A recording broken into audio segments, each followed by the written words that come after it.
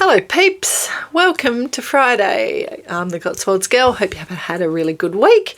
Just checking in for a quick video. Just a general chit chat really, just to see how the week has been. I've had some really nice new vintage stuff come through this week. I'm pretty sure that my husband, Cotswolds boy, is pretty sick of answering the door to the poor every delivery driver. I think he knows my name. So I've had some pretty good things this week, including these really cool leggings that I'm wearing right here. So these came as part of my little Tiki Boo collection, and I'm absolutely loving Tiki Boo at the moment because you can get the leggings and the crop tops that match within the one set, and so it looks really cool when you go to the gym, and they've got that sort of material that's not that really sort of clingy cotton material. They're actually quite sort of sheer. So I'm absolutely loving them at the moment, spending way too much on vintage on workout kit. But hey, guess what? I'm not paying a fortune for it. So what does it matter? And I'm recycling, it's all good for the planet. So I'm sitting here feeling guilt-free.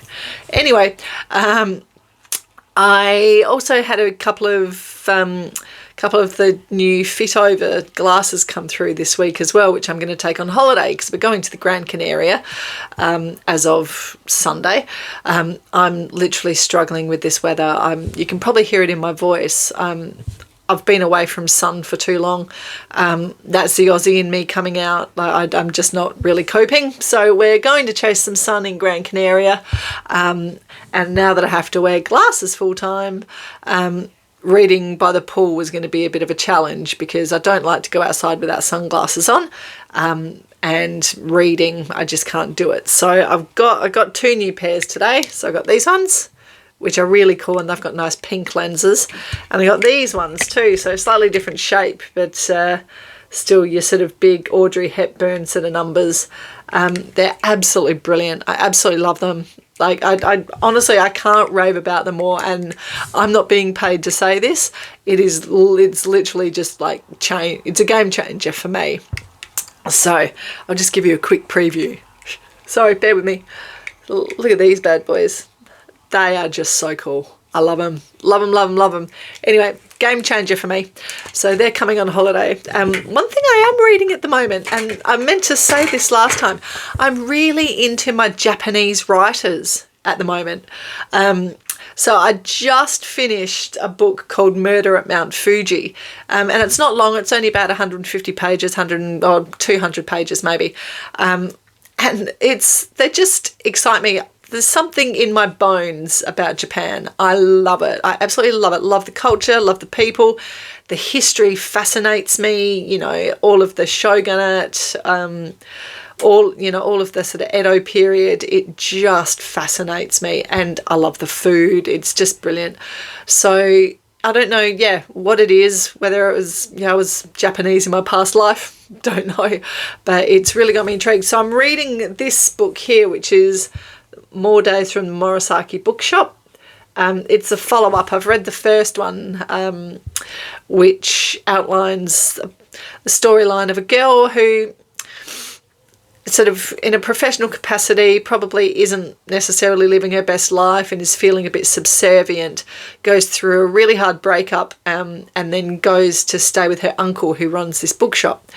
And it's about how things turn around and how sort of life gets put into perspective and things move forward, and how then, she starts to grow as a person. And so it was really, really interesting. And so I'm reading the follow-up book to that. So I'm going to take that along with me, and the next book that this author has written. So I'll give you a bit of a review on that when I come back. But if you are interested in sort of feel-good sort of books, stuff that sort of gives you a bit of a life philosophy sort of a thing, definitely start having a look at some of the Japanese writers, because I'm finding them really, really good.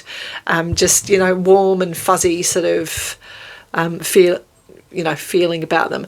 But Murder in Mount Fuji, again, obviously from the title, it's not exactly a warm and fuzzy, but it's an interesting read. A lot of, like, it's not very big, but lots of twists and turns. It's a little bit like Agatha Christie-ish. But yeah, definitely have a look at that one as well. So anyway, so that's my recent reading side of things. What else has been happening recently? Still no news, and to be honest, I'm getting sort of slightly sick of hearing about all this Jeffrey Epstein and Prince Andrew stuff. That seems this week things have flipped back to the ginger poodle and his manhandler, she who will not be mentioned. Like, just everything they do smacks of desperation. Like, look at me, I have to be included. If people aren't looking at me, then I don't exist. Well, do you know what? Like, get over yourself. Get a real job. Stop play acting at something that you didn't want in the first place. It just makes you look stupid. But anyway, in my humble opinion, no prejudice, obviously, but do you know what? We all have an opinion, and that's mine. I just honestly think that, look, I'm a big royalist, as I've said. I think they need to draw a line under the Prince Harry thing. I think they need to say, you're not part of the monarchy, we're stripping your titles, you're out, it is what it is, it was your choice, done and dusted. I think by not doing anything and by letting these things sort of happen, by leaving the door ajar, I think has meant that they have played on that. And, like with Prince Andrew, door shut, done, see you later, done. That's what they need to do with Harry, because otherwise this is just going to continue rolling on and, just taking an inch at a time. Take an inch, and sooner or later, they've taken a mile. So, it needs to be dealt with. I think William would deal with it. I think Charles is probably too unwell and doesn't really want to deal with it. And if that's the case, then he needs to hand off responsibility, and it needs to be William, and it needs to happen. So, I'm not one of these people that pile on the royal family. I'm not one to start putting stuff out there about how Charles is weak and Charles is this and he's that. He's not.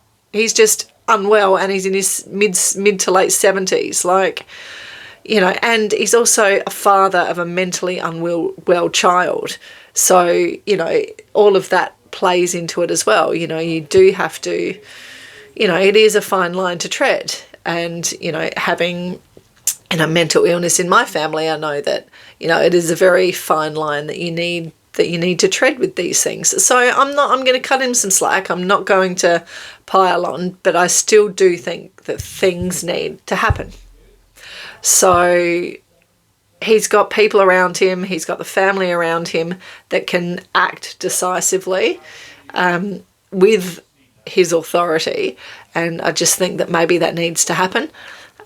But look, letting things drift along, head in the sand, hear no evil, see no evil, it doesn't quite work. Like, it's never worked. Like, how often have we all been in situations where, for example, at work, you've had an email come in and it's from, someone that you didn't really want to hear from, or you just a subject that you want to deal with later, you just ignore it, or you put it into a folder and forget that it's there for a few days. Like, we've all done it. But unfortunately, when this is so public, you just don't really have that luxury. You just have to deal with things as they appear. And I know that in the past it's always been, taking the slow and cautious approach, and I do appreciate that, and I think there's something to be said for that. I also think that there is a time when swift, decisive action needs to be taken. And up to now, the slow and steady and cautious approach with Harry has worked. I just think that now, in light of, going on this Jordan trip and, no doubt, there's other trips in the works that they feel will make them feel important. There has to be a line drawn. There has to be a distinction. We said this after they went to, on South America, and they went on their Africa trips. The lines are too blurred. It needs to be clear cut, and something needs to happen about it. Anyway, that's my opinion. I hope you all have a lovely weekend. I am going to be doing not too much, packing and then off to Gran Canaria. I will upload a couple more videos while I'm in Gran Canaria, just talking about body image and things, because it's now coming into that season where on the back of Christmas, we've probably all overindulged. We've all done this, that and the fourth, and we've got to start thinking about getting in bikinis. It still is a massive trigger for me. I've, since last summer, I'm probably down nearly 3 stone on my weight loss journey, which I'm really, really happy about.